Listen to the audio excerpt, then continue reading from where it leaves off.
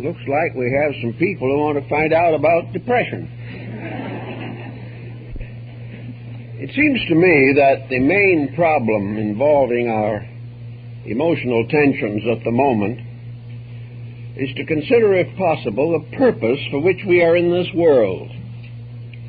The prevailing attitude is that we are born here to enjoy ourselves, to work as little as possible, be paid as much as the allowances permit, and advance our own personal interests, attitudes, ambitions, and aspirations with no consideration for each other. It is a rugged individualism which is gradually changing into a ragged individualism. We are asking too much and giving too little to this embodiment. This is not a holiday in this world. We are here to learn, we are here to work, and we're here to gain certain pleasures, joys, and satisfactions and fulfillments as a result of personal effort. All this seems to be contrary to the prevailing temper. Everything today is focused upon exploiting the individual, especially in the area of his luxuries. He is expected to have continually increasing appetites, whether or not he has any means of paying for them. He wants more and more for doing less and less, and almost everyone is geared and keyed to a delusion. This is a delusion to assume that this material existence is here primarily to produce millionaires, to enable us to speculate generously in various commodities, to live beyond our means and never suffer for it, and be continuously dissatisfied with what we have because of pernicious advertising. All in all, we are in trouble, and we have no real answer to the trouble in the form of a general reform in society. The probability of 4 billion people suddenly becoming enlightened and resolved to do the right thing is rather remote, especially when we realize that most of these people do not even speak the same language. Also, their ideas of values are different, and each one has its own peculiar pattern of living. And this goes on and on and on throughout the entire structure of human society. As we look about us for a panacea, for a remedy, we invest in every type of an extravagant political situation that comes along. We are constantly seeking some form of panacea which will cure our ills, but not interfere with our mistakes. Those mistakes are sacred. We not only have a right to them, we will fight to the bitter end to prove that they are correct mistakes. And this in itself becomes a rather painful situation. Looking around us, we observe everywhere that the nervous tensions are rising rapidly. We are less and less organized as persons. Individuals who 10 years ago had a good memory now forget the most common incidents in their lives.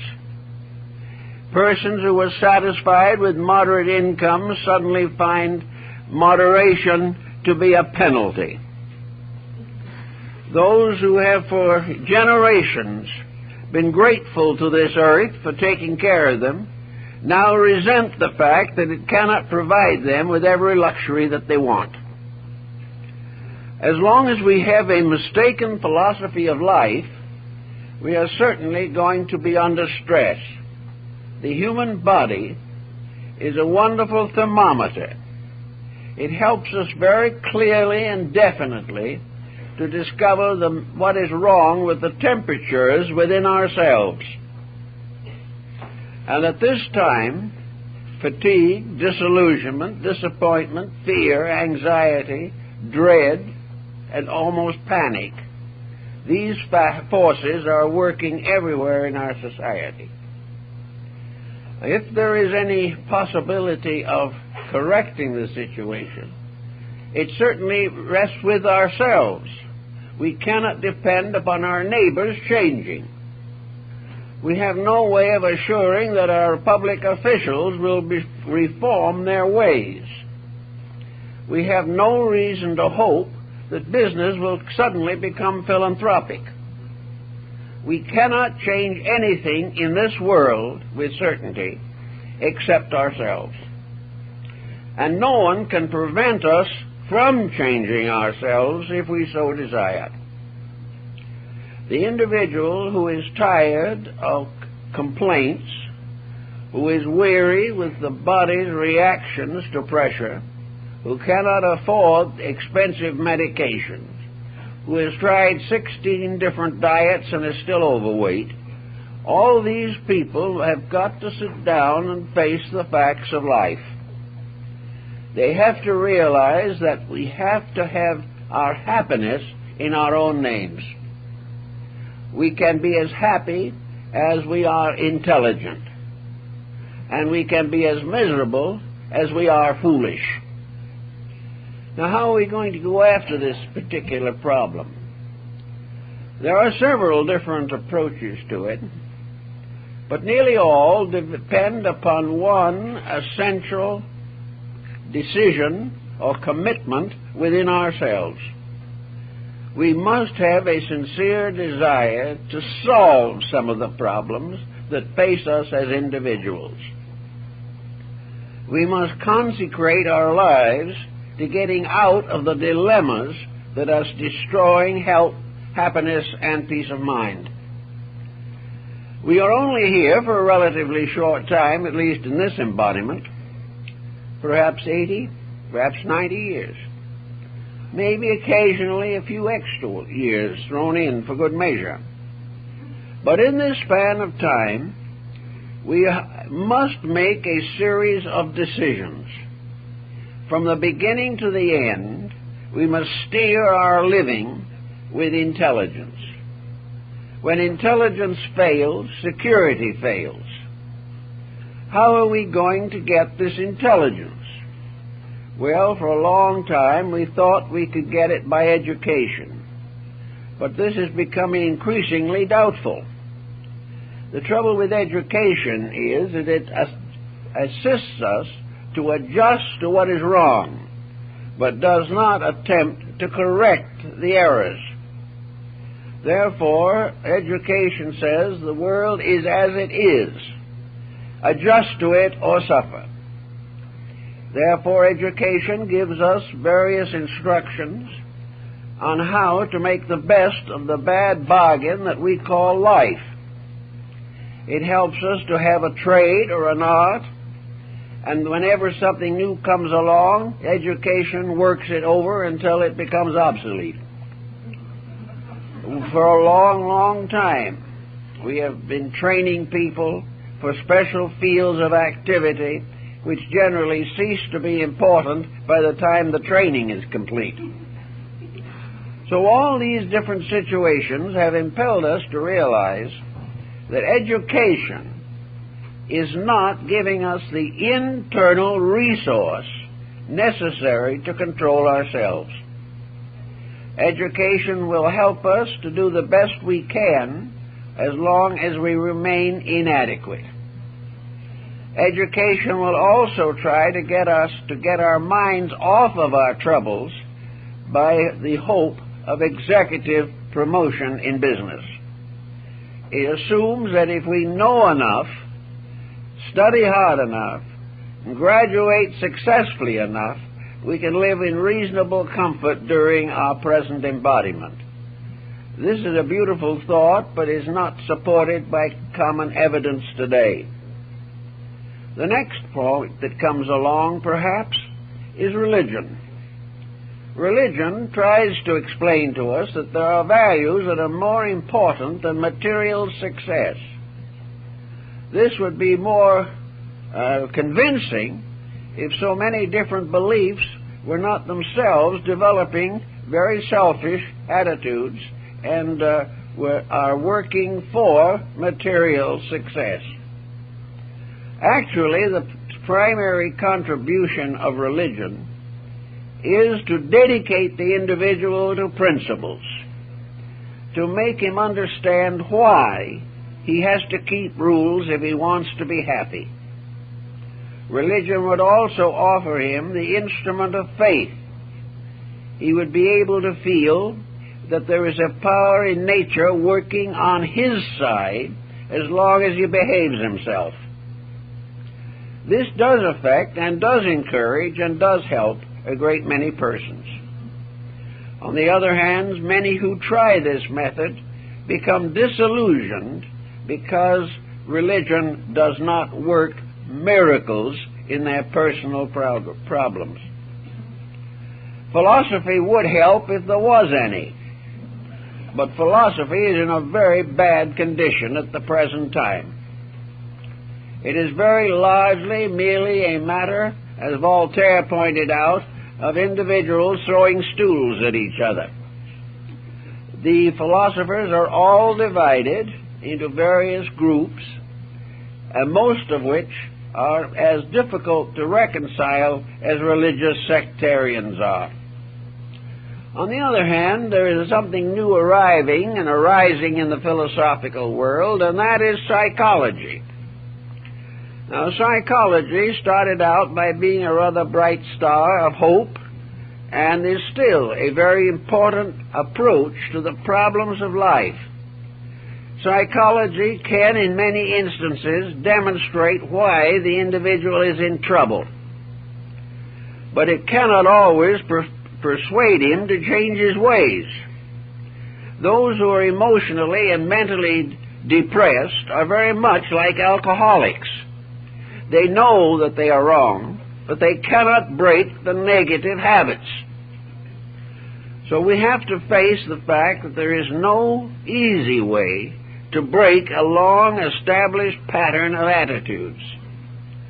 We begin to develop attitudes when we are children, and by the time we reach middle life, the attitudes control us.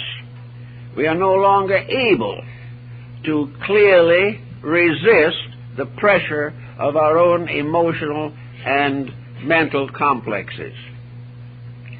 As a result of this inability to face facts, we go on catering to partly fulfilled ambitions until finally we drift out of this world and all that relates to it, at least temporarily.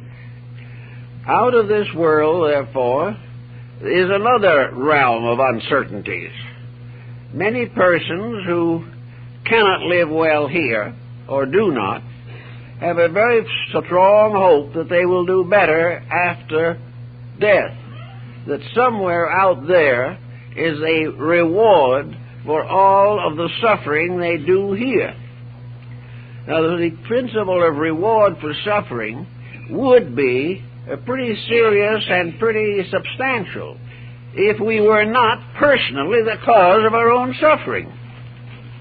But this kind of cuts into the idea of universal justice. In other words, heaven is presumed to reward us bountifully for our own mistakes. This is a dubious point of view. If we try hard, we may gain a certain overtone of recognition and reward. But to do nothing and expect to receive universal commendation for it is not reasonable or very practical, and there's no proof that it ever works out. Now, if this is true, and all we can hope for is the courage, strength, and resolution to do what we know we ought to, how are we going to evaluate the situations we find ourselves involved in at the present time? One of the first and most important problems that we all face is the effort in one way or another to live on a pattern or in a pattern with a minimum of stress. It is very important to our health and happiness that we use as little energy as possible repenting our own actions. It is also very important that we should not undertake projects which will destroy us in the hope of some special reward. The person should try to live within his own natural capacities and not be constantly moved by the fact that there are others who are doing better than he is. Various capacities have to be recognized. Many folks will learn to play the piano, but there will not be very many Paderewskis. But you do not have to be a great master of an art in order to enjoy it. You do not have to have either a grand opera or a Nashville rock voice in order to enjoy singing. You can enjoy it by the mere fact that no one ever will hear anyone whose music sounds better than his own. It's the way people think and feel. They enjoy even moderate successes. One way to get out of our stress is to become more pleasant in the presence of moderate successes. That we do the simple things that give simple pleasures and avoid these tremendous activities which are so likely to fall apart. So if we realize that we are all a little different, but that this difference does not make it necessary for us to suffer, we will gain a new perspective on some of our problems. Each person should live within his means, and this does not necessarily simply mean his financial means. It means to live within his capacities, to live on a level in which he can be comfortable, reasonable, and free as far as possible from unnecessary worries and anxieties. Today we have a very serious problem arising that is affecting a great many people, and that is the problem of unemployment. Unemployment is becoming a major disaster, not only in this country, but in most parts of the world. We have reached a point in technology in which we are gradually running ourselves and each other into bankruptcy. We are constantly seeking to broaden the measure of profits and gradually reducing the employable in these various fields. Now, everyone is subject to the danger of one of these problems hitting home. From now on out, the problem of economic security is always going to be a subject of hazard. One day we may succeed, the next day it may take all that we have to survive. We do not know what lies ahead, but we do know that there is grave possibility, at least, that an effort to perpetuate prosperity is going to end in tragedy. Therefore, from the very day in which we first realize this fact, each person should quietly organize his own resources. He should discover what is necessary and what is luxury.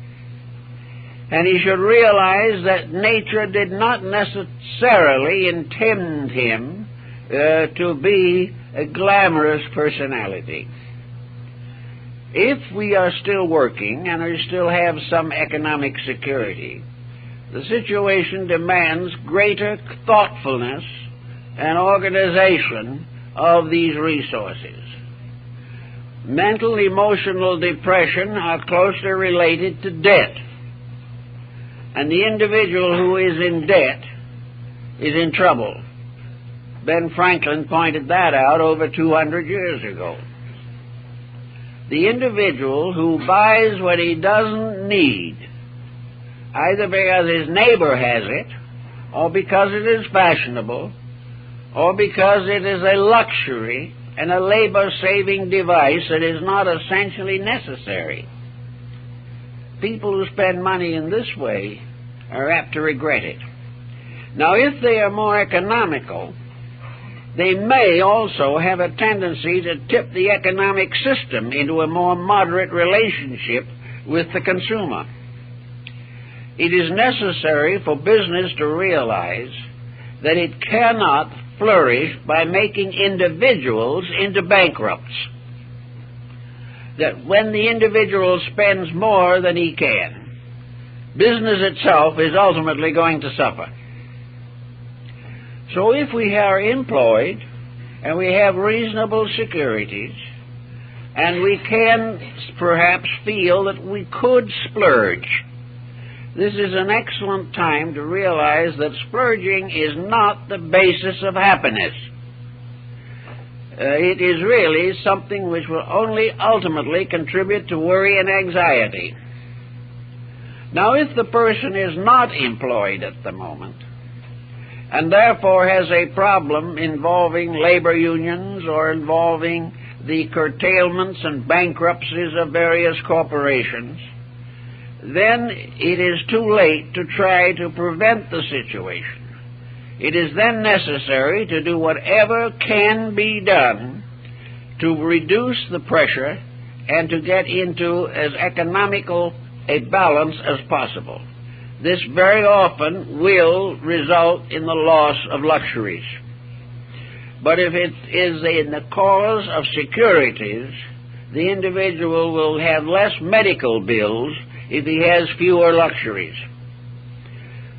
There is no sense in trying to maintain a standard of life which has been taken away. But let us always remember that the standard that has been taken away has nothing to do with the standard of principles within ourselves. A high standard of living depends upon what we are and not upon what we have. And very often a reduction in our luxuries results in an improvement in our integrities. So wherever necessary or possible, the individual should begin to discipline his appetites. Not long ago, a friend of mine took 2 or 3 people to dinner in one of our moderately fashionable restaurants. The dinner for 4 cost him $125. The food value was probably about $7.50. The rest was prestige. Well, prestige is something that the average person today cannot afford.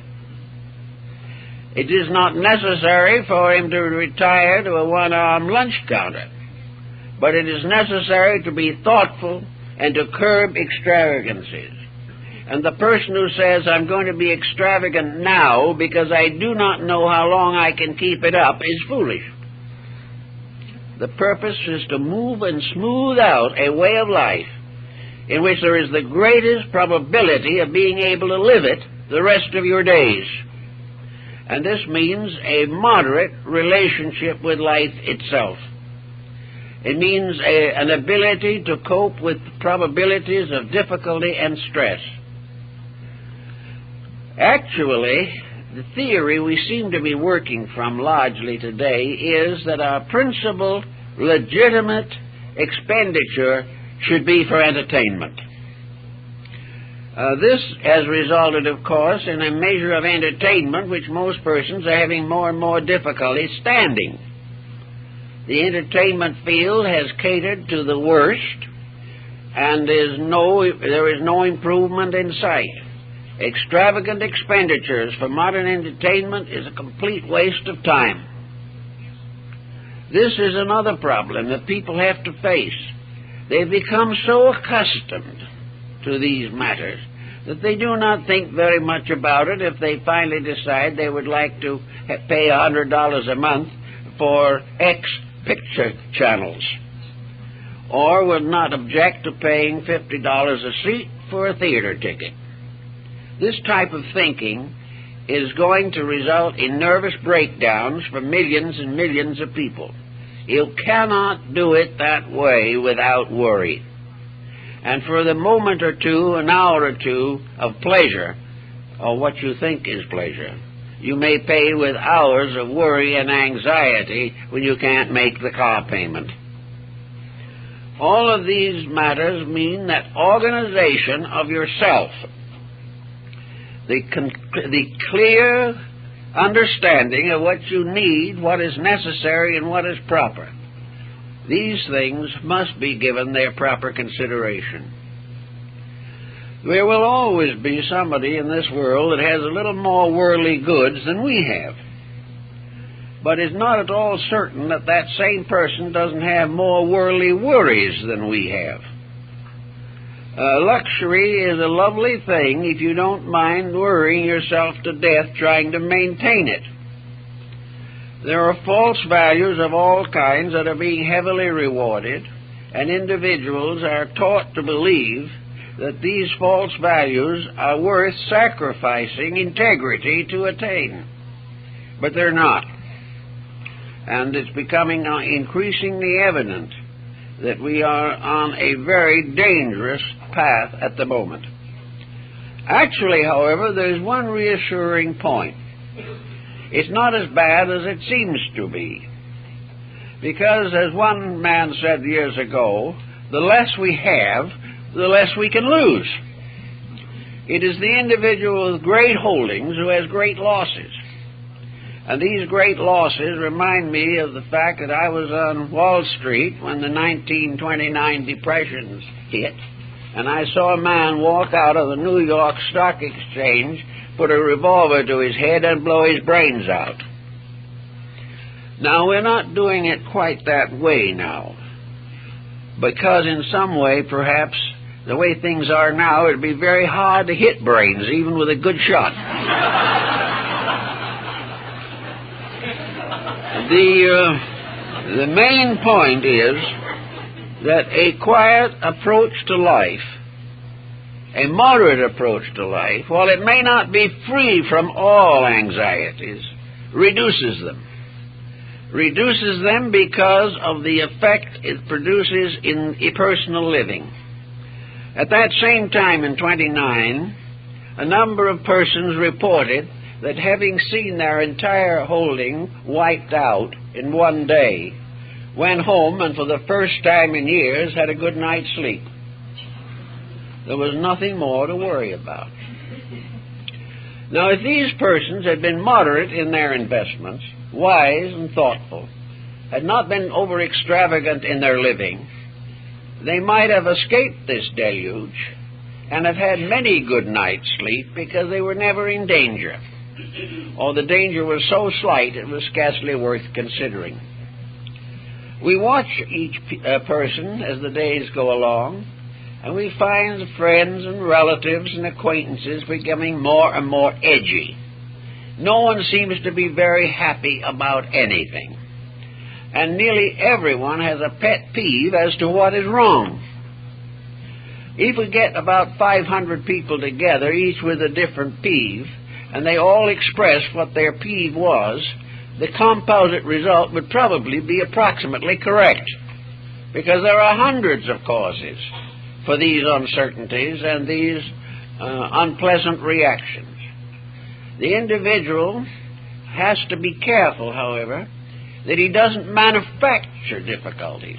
It's bad enough to face the real ones, but it is even worse to imagine a great number of problems that do not even exist and become frightened to death by the products of your own imagination. Actually, we are all looking for something, someone, that we can blame for this particular problem. Last week I had one envelope come in to me that must have had 50 sheets in it, each containing some definite explanation of who was responsible for everything. It was not only a completely discouraging list, but the question always arose, well, how much fact was there in it?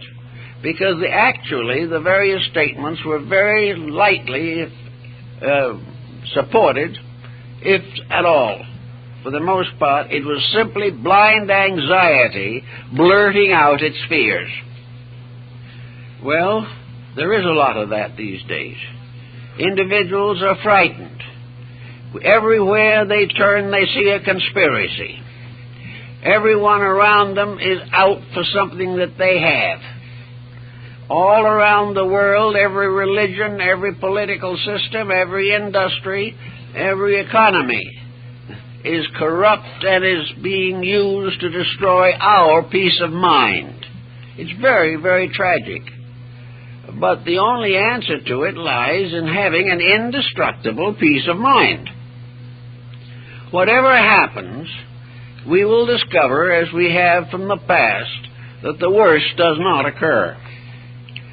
No matter how much problem and fear and worry we have, or how many conspirators we assume to be hiding somewhere to separate us from a few dollars, the real problem lies still with ourselves, that we cannot afford to develop vast prejudices that divide us socially, religiously, racially, culturally. We cannot afford to look upon everything that is not like ourselves as an enemy. We do not realize the danger of this prejudice problem. And nearly everyone who is unhappy today is pointing an accusing finger at what he regards as the cause of his misery. But up to now, his tendency has been to point his finger in the wrong direction. He should be pointing it at himself. For here is where the real problem has to rest. It is our own ability to integrate our living and our thinking so that we can fulfill the Bible admonition that if we are right, we will survive, and that those who are wrong may fall on both sides of us, but we will still stand. The problem is always that we must be right. And this is the first line of defense against worry, fear, and anxiety. We have to be correct in our own relationships with life. It might seem that this is a very serious frustration, and perhaps it would be a little bit of a frustration if this was the only existence that we have. But whatever we do here is certainly going to go on, and we are going to take with us into something beyond this life most of the pressures that have burdened us here. There is no reason to assume that death changes us. It changes our location, it takes away our body, but there is no way of being sure that it changes any mental or emotional attitudes that we may hold. We will probably go on being ourselves, and that means that unless we have done something to improve ourselves, that if and when the time comes to start another pattern of living, we will bring back nothing but the faults and pressures that we took with us. So we have to, in a long-range thinking, try to make the corrections that are necessary while we are here. If the individual believes that he doesn't come back, it still remains the same problem. If he doesn't come back, it's all the more reason why he should do the best he can here and get as much of real value out of life as is possible. So the nervous person has got to sit down and analyze what is the cause of his nerves. What does he dislike? Who is he jealous of? What person is irritating him? Why does he hold on to ambitions and appetites that are unreasonable? Does he really think that by buying the larger house he's going to be a happier person? Does he really believe that he has to keep up with the Joneses? Does he find it absolutely necessary to make every possible last degree of profit on every transaction that he makes? Is it necessary for him to profit to the point that he prevents other human beings from having the proper necessities of life? All of this selfishness and self-centeredness is contrary to rules. And nature's way of doing things can be summed in the simple thought: if we are not reasonably contented, there's something wrong with us. We like to assume that it's wrong with the system, but the system is nothing but a mass of us.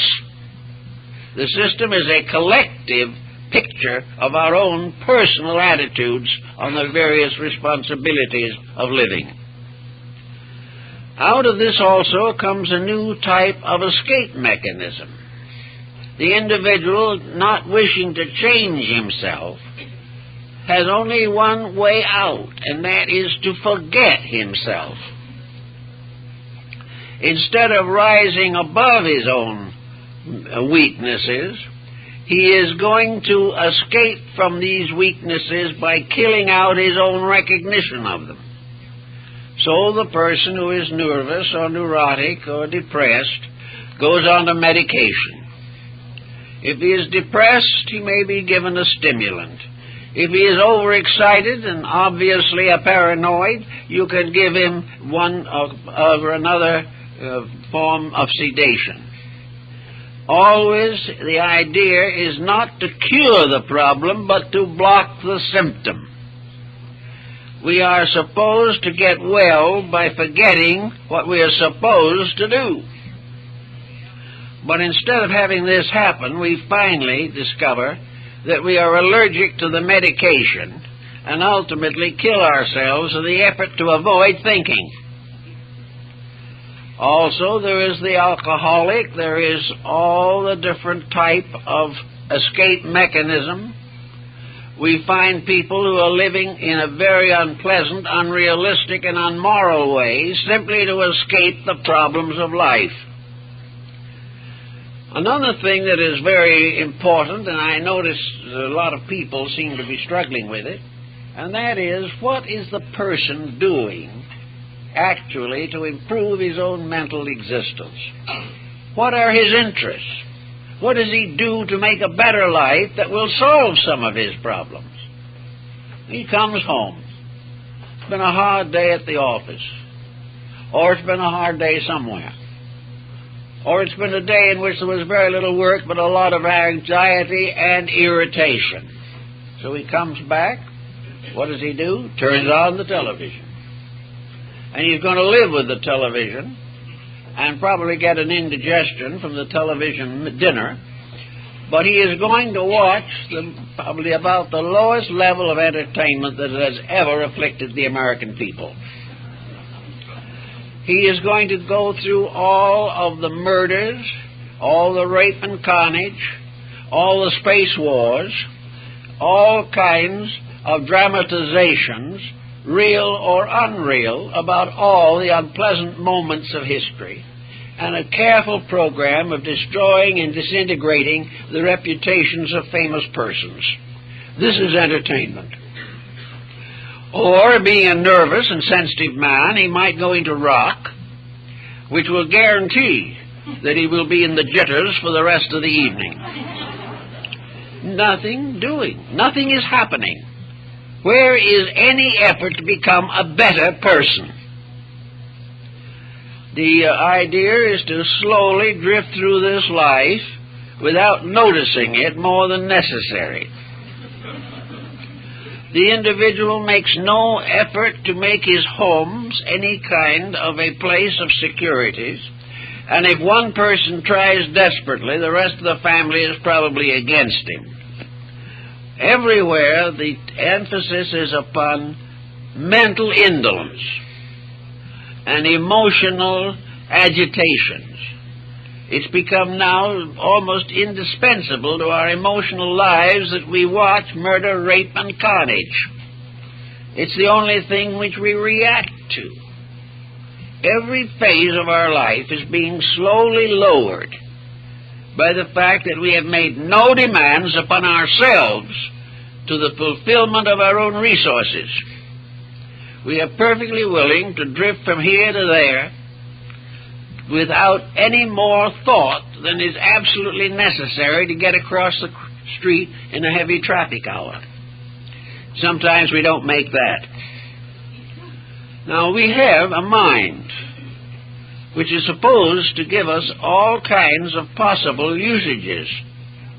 There are many interesting, useful, and valuable things to be known and learned. But the mind has also its own willingness to conform to our prevailing inertia. The mind can be just as lazy as the body. The mind can object to thinking on the grounds that it is fatiguing. I know many people who say they gave up thinking because they couldn't live with their own thoughts. Well, it can be.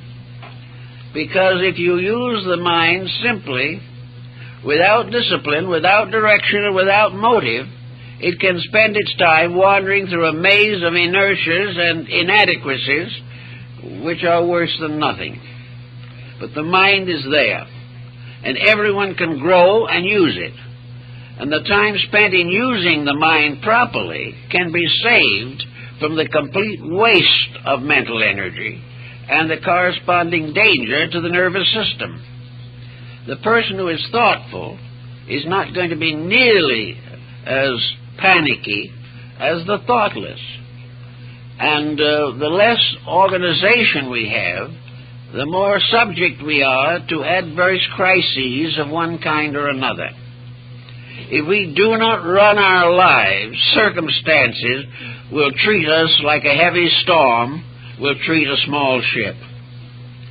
It is up to us to take hold of these things if we expect them to solve problems for us. Now, on the mental level, apart from the emotional pressures, we have all kinds of inducements to poor thinking. Good reading has become a very rare thing. Nearly all the books that we find now popular, the best sellers, are trivia. They demand nothing and provide some form of more or less transitory and inadequate entertainment. We buy books now because everybody else reads them or because we subscribe to some book club. But most of the books we read are worthless. And it probably is just as well that they won't last very long because they weren't worth anything in the first place. In the past, reading was a great art. Even in the early years of the present century, reading contributed tremendously to many aspects of human character. A wisely selected reading program informs the mind, elevates the thinking, and most of all, educates vocabulary. A person who reads good books has a better control of language and can express his own feelings more adequately as a result of having an adequate vocabulary. The reader also learned to spell and gained discrimination in literature. He became aware of what was a good book and what was not a good book. He also became aware of customs and policies and peoples and ways of life all over the world. He could become almost a universal citizen, reading quietly by the light of a gas mantle on his table. This is practically gone. Reading today is completely trivial in most instances, and more serious reading is devoted almost entirely to some form of skill or scientific knowledge which we hope is going to improve our earning capacity. If we would take 2/3 of the time that we spend listening to bad news on television to a study of the basic literature of the world, a serious study of history, of biography, a serious contemplation of carefully drawn human characters as found in the writings of the great novelists and the great literary geniuses of the 19th century, we would come into a better relationship with life. We would have more tolerance for other people because we would understand other people better. Through Charles Dickens, you could learn to understand a great many people, and in this way also gain a certain tolerance for the idiosyncrasies of persons and realize why each individual is what he is, and not resent constantly the fact he may differ from us in something. Art, music, all of these civilizing forces can be cultivated by discrimination. But if the discrimination is lacking, all these things simply become time killers. And the human being, whether he knows it or not, cannot afford to kill time. It is a very limited resource and is the basis of the personal securities and integrities that he hopes to build. Also in this same problem, the problem of being quiet is a very serious issue at the present time. We live in a world that is full of noise. There's hardly a silent moment anymore. But more than that, we live in a world in which there is a tremendous amount of man-made unnecessary noise. One of the most common forms of this is small talk that leads to nothing. Arguments, dissensions, hatreds, and various accusations that are unfair or unreasonable. Somewhere along the line, the person who wishes to know himself must be able to sit down and become acquainted with himself. To each of us, ourselves remains always the unknown person. We spend very little time trying to understand our own motives. We simply fulfill the pressures. If we don't feel good, we let our bad feelings show. If we're angry, we explode in somebody's face. Nothing is really given any serious consideration under such pressures. So each person, beginning in childhood, should recognize the dignity and importance of quietude. The individual should be able to sit down and simply relax and think. Think without pressure. Think without intensity. Think in fields and areas which are comforting to the mind. Remember the better things of life and gradually discipline an appreciation for the benefits we have enjoyed, and also the gradual integration of patterns to contribute to the happiness and security of other people. A quiet, meditative relationship, a relationship in which peace of mind is the result of relaxing away from the stupidities with which we have become dominated. Everyone should be able to be quiet. It should not be necessary for the person who is not up to his neck in activity to sit back and simply fidget. There is no peace of mind where the individual cannot settle down quietly to contemplate or think or enjoy the benefits of his own spiritual experience and life. It is also through the quietude that we have to approach heaven. For whatever religion we may hold, whatever faith is important to us, we come closest to realities in quietude. And when we get nervous and upset and the blood pressure rises, quietude will bring it down again. Quietude also brings with it patience. The quiet person does not necessarily carry a chip on his shoulder. The quiet person is able to estimate more correctly the attitudes of others. It is much less likely we will misunderstand people if we listen quietly to their words or watch quietly their actions. Very often misunderstanding is simply within ourselves. A prejudice has taken over and we spit back at someone. All these things create sickness. All of these things destroy the benefits of life. Now, with many people, there are two very important emergencies in life which have to be considered. One is the emergency that arises when children leave home. There is always that day when a busy life, made largely busy by the responsibilities of parenthood, this suddenly ceases to be an emergency or a dedication. The birds have flown. The individual suddenly finds a very serious vacuum.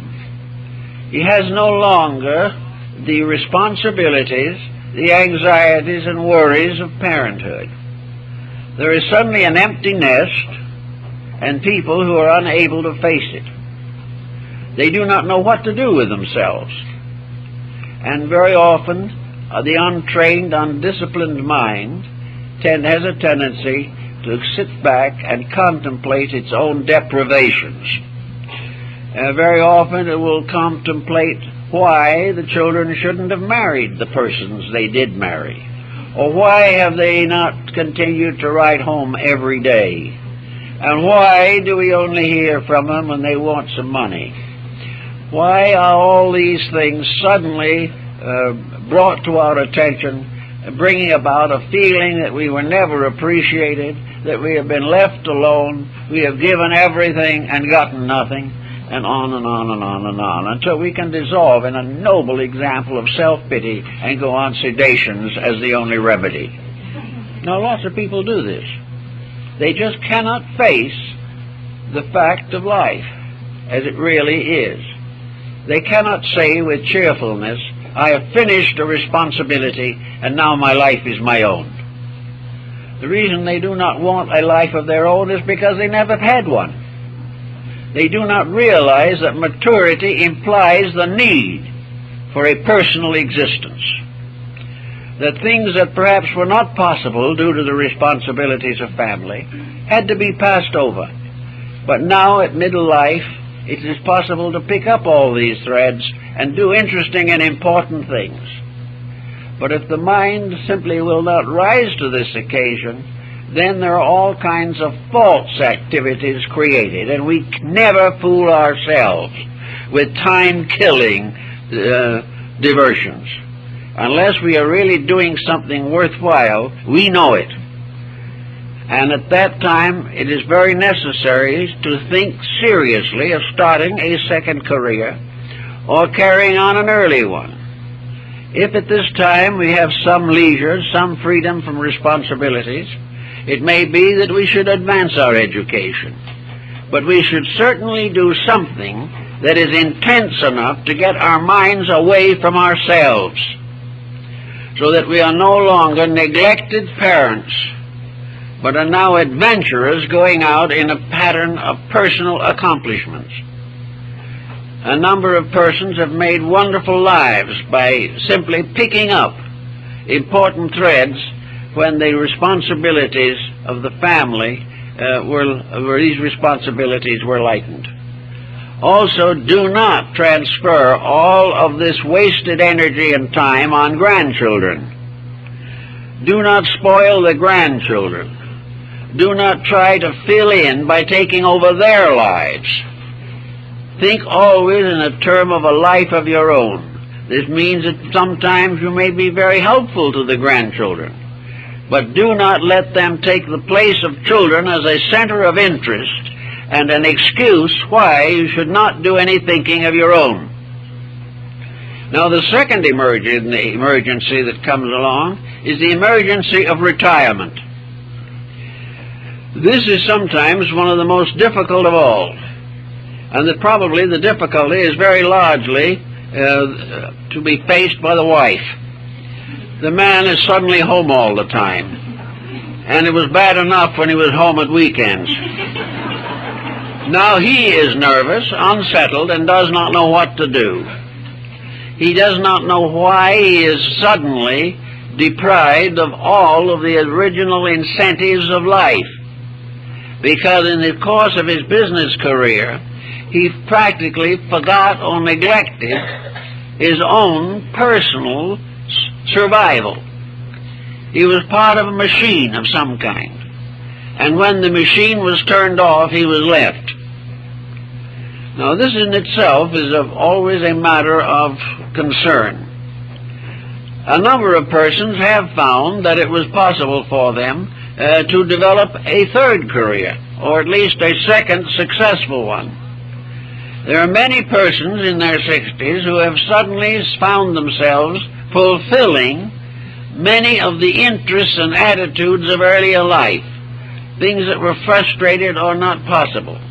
Many have formed new business projects of their own, have taken up or completed educational practices and policies. They have learned how to make and do various things. They have learned to simplify living so that having a smaller overhead and a smaller establishment, they are able to have more time to do the things they want to do. Then comes the question, what do they want to do? The answer to that very largely rests with earlier thinking. It's very hard to take that up all by itself at the end. It is much better for the individual to have carried along with his business career some other activity. The businessman and the housewife should have other interests that they have been developing over a period of years, so that the transition from one focal point of activity to another is comparatively slight. If there's no such an adjustment possible, a bewilderment settles in. And in this bewilderment, all kinds of false values take over. And the person gradually falls into one form of depression or mental chaos or another because of the lack of focal point. That a person should reach retirement age without a mind sufficiently disciplined to carry him from that point on seems difficult to believe, but it is very, very common. So that the undisciplined retiree falls into small purposes that have no real significance and no actual satisfaction for himself. Here, hobbies can be important, especially if these hobbies have basic educational value. Various projects involving social activity, in teaching and in working with people, all these things can develop into useful extroversions. But most of all, if the person's retiring at 65 or 70 has no interest in life, it is an indictment of his previous living, and it is also a hazard to his survival. A proper planned life after retirement from business can add 10 or 15 healthy years to the life of the person, and can give them an opportunity for mental and emotional maturity that they were deprived of during the long years of business involvements. So here are two periods in which it's very necessary to take over the problems of living and try to plan a successful long-range career. This is something that I think more or less reaches the summation of the situation, and that is the long-range plan for living. Not that the person is to live from now to the next vacation, not that the person shall live from now until he buys a new car, but a long-range plan based upon a life of expectancy that for us here in the Western world will extend probably to nearly 80 years, and sometimes more, a period of time in which a long-range plan worked on diligently from the beginning and forever in the back of the mind. This is very important. It is this long-range plan, for instance, that comes into the front of the mind when we sit quietly and do not think about transitory things. The long-range plan is something that should be filled with hope, filled with resolution, filled with dedications to various useful, constructive, and unselfish activities. But the plan should be there. And if necessary, when the person graduates from high school, he should begin to think about that plan. He should view it as a basic of his life, that he is a person, is living. He is going to accept the responsibilities of life. He is going to fulfill his responsibilities and his duties. but he is also going to be ever mindful that there is a reason for his existence beyond economics, beyond promotion in office or something of this nature. That there is a reason, and that is that he shall grow, that he shall finish this life a greater person inside himself than he was when he started. This is not a growth of ego satisfaction. This is not the fulfillment of ambition. This is not self-centeredness, but it is a fulfillment of what humanity is assumed to be here for. And that is to grow, to help, to be friendly, to be serviceable, and to be modest in requirements and attitudes. These are the things that should be planned for from the very beginning, so that along with all of the different responsibilities, the person does keep a small, sacred core of intent within himself. That he is not going to sacrifice any responsibility in order to favor himself, but that in the midst of the fulfillment of responsibility, he is also going to realize that there is something inside himself that has to grow, that has to unfold, that has to mature, and that his usefulness to others depends upon the fulfillment of himself in a very large measure. If he can realize this and build accordingly, he will have a much better chance of escaping the doldrums from which we suffer today. We look around on all the levels of life, and these doldrums are closing in. We are frightened, we are worried, we are nervous, we are anxious. But most of all, we lack an internal core of integrities. Yet we have religion, we have enough ethics, enough morality, enough background in common education to tell us that there are certain things we should do. But they take a little effort. And the individual says, I have to work all day, I have to use effort at my job, and when I come home I don't want to work, I want to play.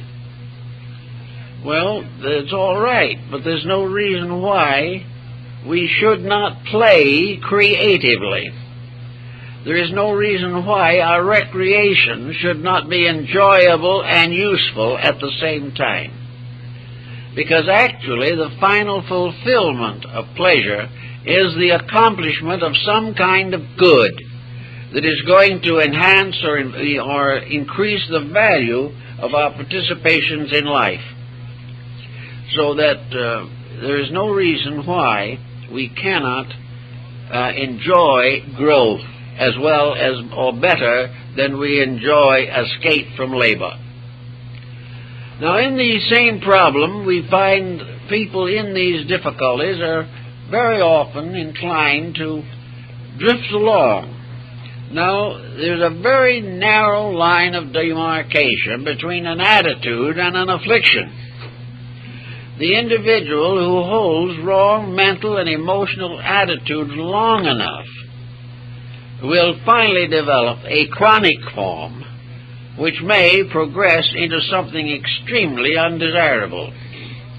The individual will no longer worry because he feels he has something to worry about.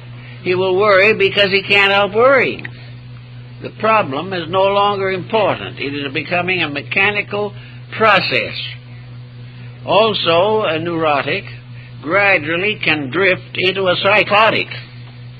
The moment we begin to develop wrong attitudes, we begin to endanger not only peace of mind, but health of mind.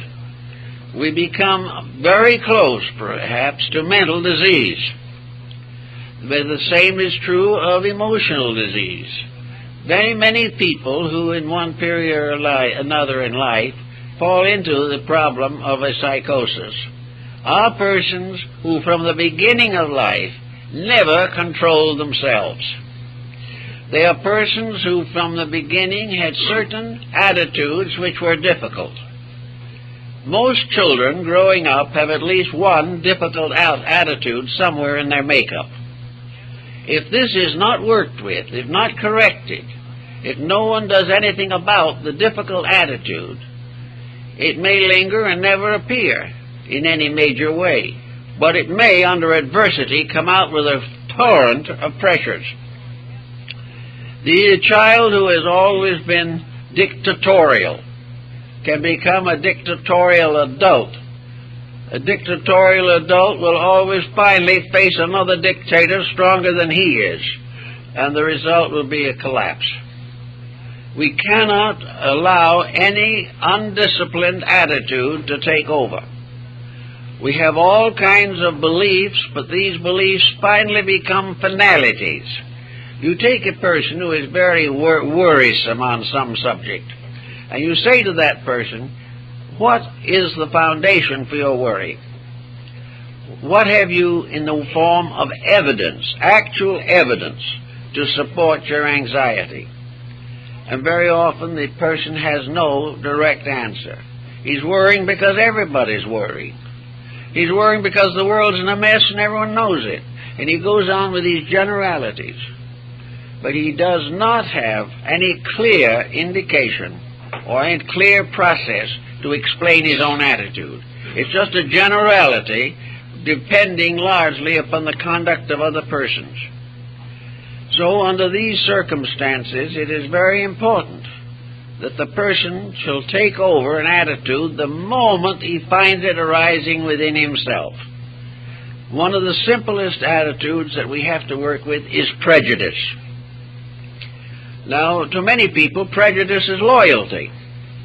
Prejudice is necessary because it belongs to the group, or it belongs to the family, or it belongs to the theological structure to which the person belongs. Prejudice is therefore something which is very hard to cope with, but prejudice nearly always ends in trouble. Prejudice opens the person to every type of negative propaganda that can be launched against him by society. Prejudice destroys peace of mind and cuts him off very often from important, useful, and friendly people. Prejudice can affect the fate of his children.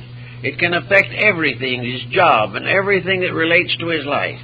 If he becomes locked in the concept that every dog is like the dog that bit him, he's in a bad way. There is no possible way in which prejudice can end in anything except sickness, because health depends upon seeing good in everything, and sickness is seeing evil in everything. And the more evil we see, the sicker we become. And the quicker we come in contact with good that is appreciable to us, the quicker we begin a recovery. So we watch prejudice, and it's very scarce to find anyone who isn't involved in it in some way. The most common prejudices are religious and racial, but national, political, industrial, economic, educational, medical, all different fields are burdened with prejudice. And nearly every case, prejudice is a mistake. Now, that does not mean that the person has to become an easy believer, but rather that he must develop a discrimination that enables him to dissect and detect that which is proper and useful, without generalizing on a situation in which generalities are too abstract and uncertain. Now, another problem involved is not only in prejudice, is ambition. Many persons are born Napoleons, and most of them end in Waterloo. Many people are quite convinced that by some circumstance beyond their own control, they are formed of a superior material. There was a special quality used in assembling their personalities. They will never be able to just simply be people, because they were born to rule, to lead. Now, these people are, my observation is that many of these people are about the most unfit persons I've ever known.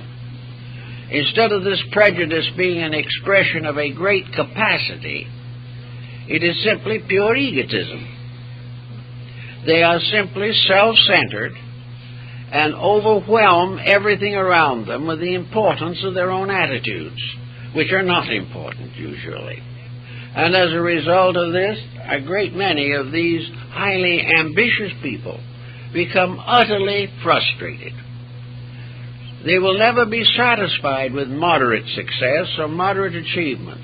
They must go on and on to the domination of society.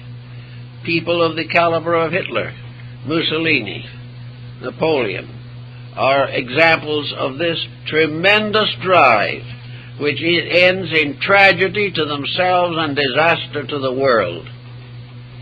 Therefore, the individual must be very reasonable in his ambitions. You should have ambitions which are largely aspirations. You should have the aspiration to become a better person. You should have an ambition to do your job well. You have a right to assume a reasonable advancement. But the idea that you are destiny's darling is going to cause trouble in most cases. The individual is frustrated and finally very often psychotic, and this moves often into the religious field, and the individual believes in a special dispensation that has been granted to him, and as a result he becomes a nuisance to others and a disaster to himself. These things have to be watched, but the mind must be the sentinel. It must stand ever ready to evaluate things. It must judge, it must confer evidence, proper decision. It must work out all these problems fairly and reasonably. That's what it is for. When we do not use it in that way, we get ourselves into constant difficulties. Emotional intensity is also very often a matter of frustration. And in this field, affections are a very definite factor. People like to believe that they know what love is. Well, love is a very mysterious thing.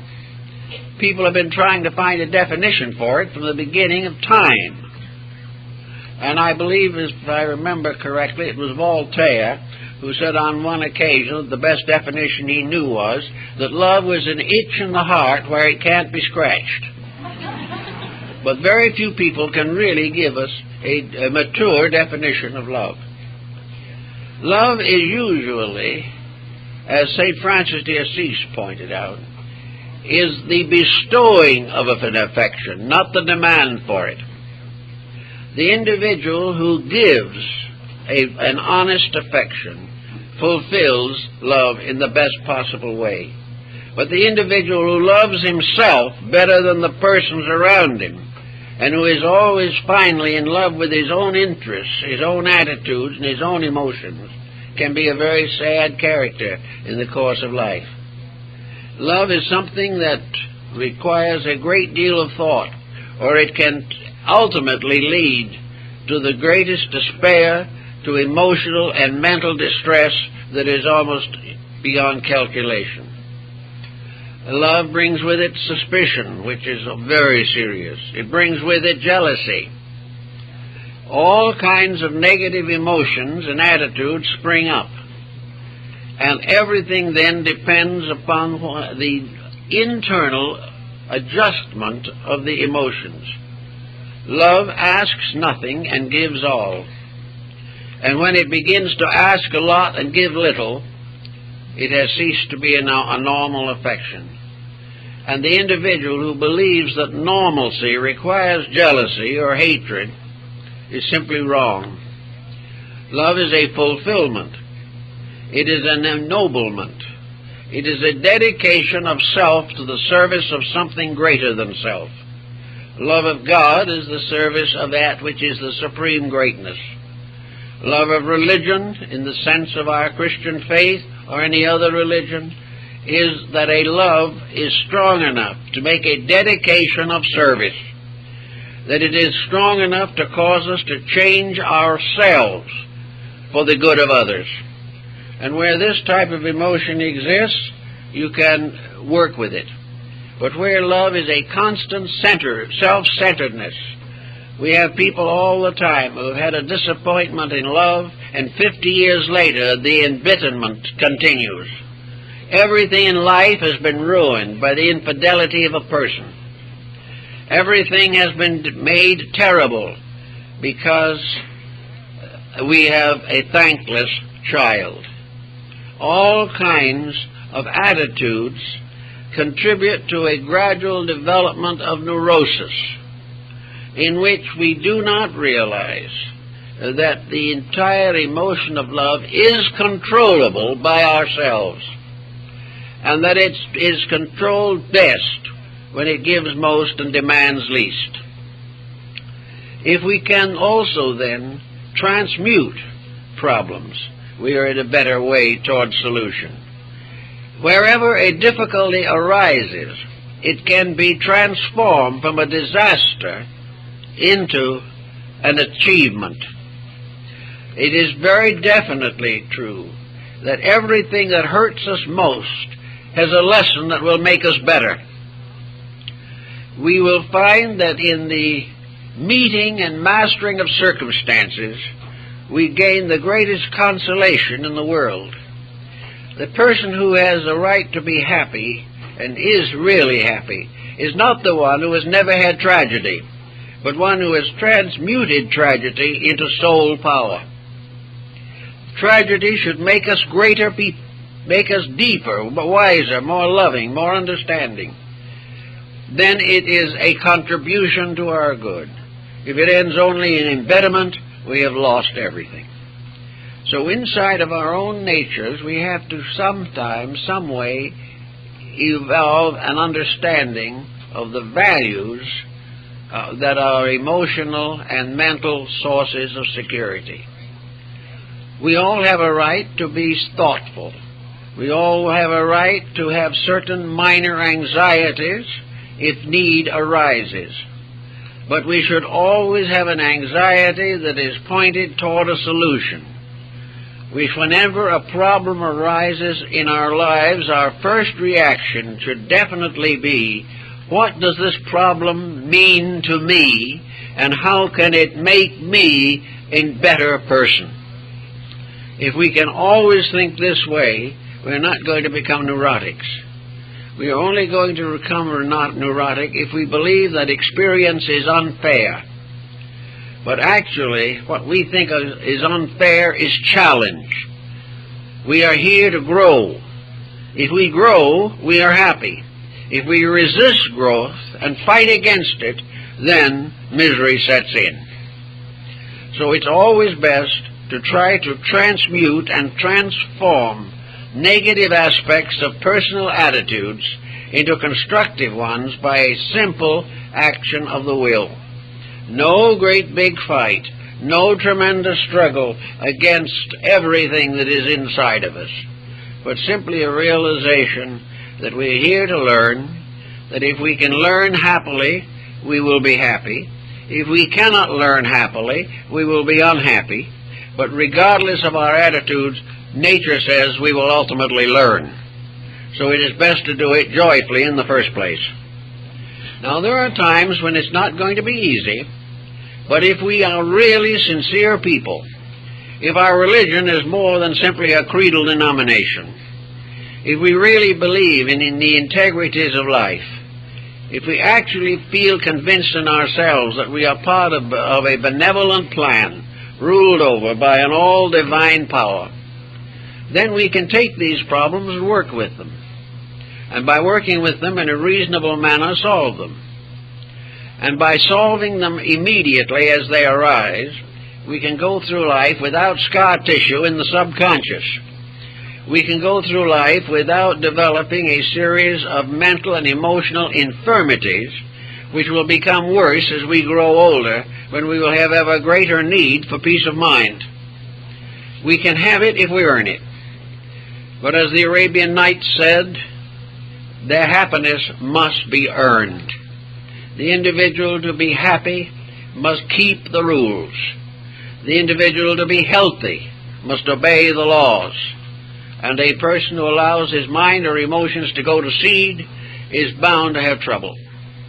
But knowing this and realizing it, and knowing that we are equipped to combat this situation, and that there is always within us the power to transcend any debility that we may manifest, it is perfectly possible for us to day by day make those improvements in our own living by which we will prevent the closing in of this pressure of pain, psychological misery, mental headaches, and the resulting disabilities. Every attitude relates to some function of the body. There is something in us, an organ, a muscle, a nerve, a gland, an artery, or a vein, that particularly reacts to any mental or emotional excess that we have. Each one of our attitudes is symbolically represented in a body function. If these attitudes, therefore, become sick, the corresponding body function will be debilitated. And whatever attitude is not according to natural law, which affects our mental and emotional living, also affects our health, and gradually tears down our physical resistance. Therefore, it's not necessary just physically exercise in order to keep well.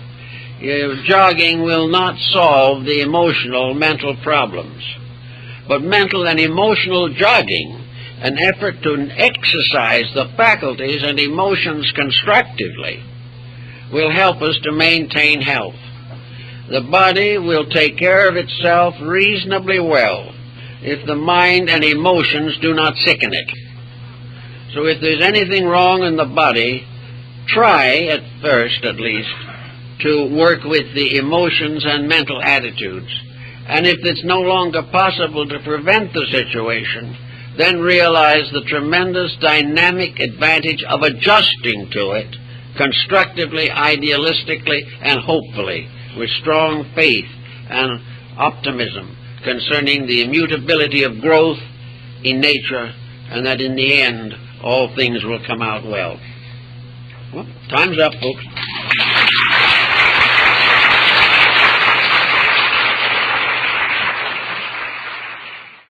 A general reform in society.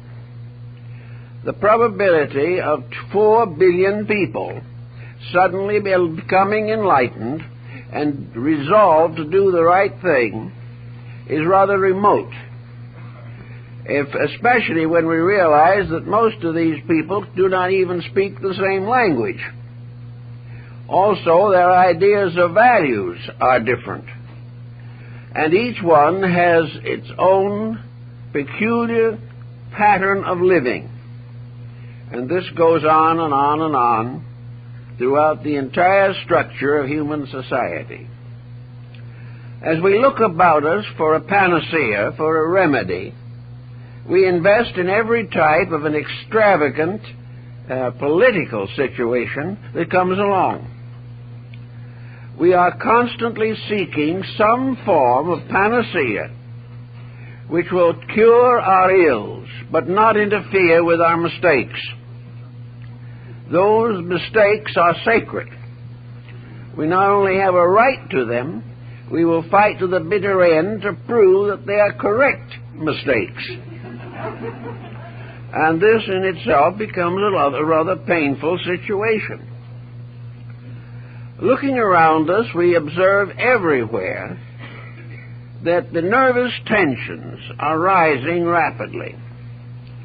We are less and less organized as persons. Individuals who 10 years ago had a good memory now forget the most common incidents in their lives. Persons who were satisfied with moderate incomes suddenly find moderation to be a penalty. Those who have for generations been grateful to this earth for taking care of them now resent the fact that it cannot provide them with every luxury that they want. As long as we have a mistaken philosophy of life, we are certainly going to be under stress. The human body is a wonderful thermometer. It helps us very clearly and definitely to discover what is wrong with the temperatures within ourselves. And at this time, fatigue, disillusionment, disappointment, fear, anxiety, dread, and almost panic, these forces are working everywhere in our society.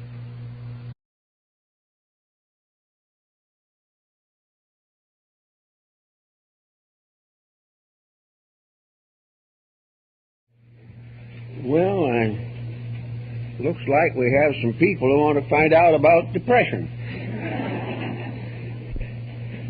It seems to me that the main problem involving our emotional tensions at the moment is to consider, if possible, the purpose for which we are in this world. The prevailing attitude is that we are born here to enjoy ourselves, to work as little as possible, be paid as much as the allowances permit, and advance our own personal interests, attitudes, ambitions, and aspirations with no consideration for each other. It is a rugged individualism which is gradually changing into a ragged individualism. We are asking too much and giving too little to this embodiment. This is not a holiday in this world. We are here to learn, we are here to work, and we're here to gain certain pleasures, joys, and satisfactions and fulfillments as a result of personal effort. All this seems to be contrary to the prevailing temper. Everything today is focused upon exploiting the individual, especially in the area of his luxuries. He is expected to have continually increasing appetites, whether or not he has any means of paying for them. He wants more and more for doing less and less, and almost everyone is geared and keyed to a delusion. This is a delusion to assume that this material existence is here primarily to produce millionaires, to enable us to speculate generously in various commodities, to live beyond our means and never suffer for it, and be continuously dissatisfied with what we have because of pernicious advertising. All in all, we are in trouble, and we have no real answer to the trouble in the form of, if there is any possibility of correcting the situation, it certainly rests with ourselves. We cannot depend upon our neighbors changing. We have no way of assuring that our public officials will reform their ways. We have no reason to hope that business will suddenly become philanthropic. We cannot change anything in this world with certainty except ourselves. And no one can prevent us from changing ourselves if we so desire. The individual who is tired of complaints, who is weary with the body's reactions to pressure, who cannot afford expensive medications, who has tried 16 different diets and is still overweight, all these people have got to sit down and face the facts of life. They have to realize that we have to have our happiness in our own names. We can be as happy as we are intelligent, and we can be as miserable as we are foolish. Now, how are we going to go after this particular problem? There are several different approaches to it, but nearly all depend upon one essential decision or commitment within ourselves. We must have a sincere desire to solve some of the problems that face us as individuals. We must consecrate our lives to getting out of the dilemmas that are destroying health, happiness, and peace of mind. We are only here for a relatively short time, at least in this embodiment, perhaps 80, perhaps 90 years. Maybe occasionally a few extra years thrown in for good measure. But in this span of time, we must make a series of decisions. From the beginning to the end, we must steer our living with intelligence. When intelligence fails, security fails. How are we going to get this intelligence? Well, for a long time we thought we could get it by education, but this is becoming increasingly doubtful. The trouble with education is that it assists us to... On the other hand, many who try this method become disillusioned because religion does not work miracles in their personal problems. Philosophy would help if there was any, but philosophy is in a very bad condition at the present time. It is very largely merely a matter, as Voltaire pointed out, of individuals throwing stools at each other. The philosophers are all divided into various groups, and most of which are as difficult to reconcile as religious sectarians are. On the other hand, there is something new arriving and arising in the philosophical world, and that is psychology. Now, psychology started out by being a rather bright star of hope, and is still a very important approach to the problems of life. Psychology can, in many instances, demonstrate why the individual is in trouble, but it cannot always persuade him to change his ways. Those who are emotionally and mentally depressed are very much like alcoholics. They know that they are wrong, but they cannot break the negative habits.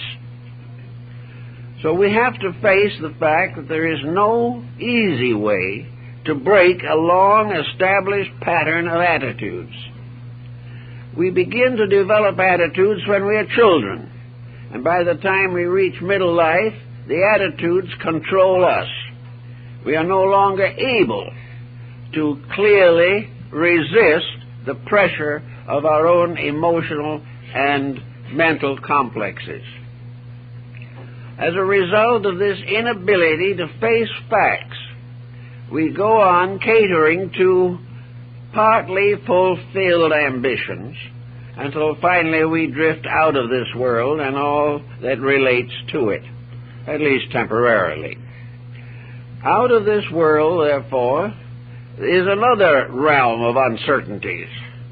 Many persons who cannot live well here, or do not, have a very strong hope that they will do better after death, that somewhere out there is a reward for all of the suffering they do here. Now, the principle of reward for suffering to adjust to what is wrong, but does not attempt to correct the errors. Therefore, education says the world is as it is. Adjust to it or suffer. Therefore, education gives us various instructions on how to make the best of the bad bargain that we call life. It helps us to have a trade or an art, and whenever something new comes along, education works it over until it becomes obsolete. For a long, long time, we have been training people for special fields of activity which generally cease to be important by the time the training is complete. So all these different situations have impelled us to realize that education is not giving us the internal resource necessary to control ourselves. Education will help us to do the best we can as long as we remain inadequate. Education will also try to get our minds off of our troubles by the hope of executive promotion in business.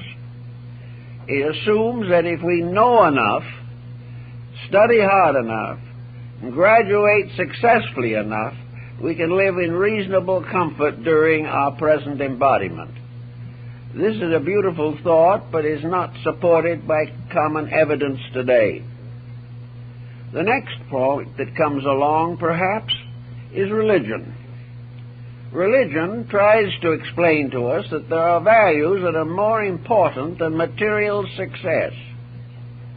This would be more convincing if so many different beliefs were not themselves developing very selfish attitudes and are working for material success. Actually, the primary contribution of religion is to dedicate the individual to principles, to make him understand why he has to keep rules if he wants to be happy. Religion would also offer him the instrument of faith. He would be able to feel that there is a power in nature working on his side as long as he behaves himself. This does affect and does encourage and does help a great many persons.